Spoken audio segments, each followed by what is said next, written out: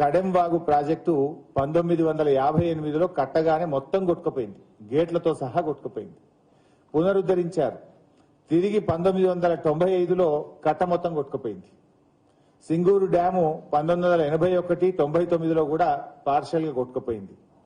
Yellampalli barrage మీ హయాంలో నిర్మిస్తే 2010లో bunds spillway కూడా మొత్తం కొట్టుకుపోయినాయి.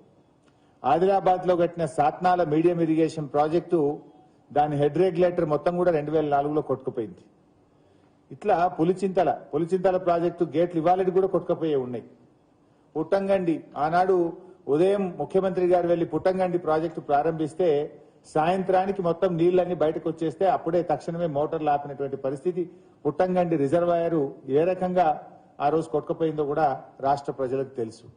కాంగ్రెస్ హయాంలో పంజాగుట్టలో ఫ్లైఓవర్ కడుతుంటే కట్టక ముందే కడుతుండగానే కూలిపోయి ఇవాళ ప్రజల ప్రాణాలు తీసుకున్న చరిత్ర కూడా ఇదే కాంగ్రెస్ పార్టీ హయాంలో ఉన్నాయి. ఇవాళ మన పోలవరం కేంద్ర ప్రభుత్వం కడుతున్నటువంటి పోలవరంలో ఇవాళ డయాఫ్రేమ్ వాల్ కొట్టుకుపోయింది, గైడ్ వాల్స్ కొట్టుకుపోయినాయి. ఇవాళకి పునరుద్ధరణ లేనటువంటి పరిస్థితి ఉంది. రాయలసీమలో గతంలో ఉమ్మడి ఆంధ్రప్రదేశ్ లో ఇదే కాంగ్రెస్ ప్రభుత్వ హయాంలో అన్నమయ్య ప్రాజెక్టు కొట్టుకుపోయింది, పించా ప్రాజెక్టు కూడా కొట్టుకుపోయిన సందర్భాలు ఉన్నాయి.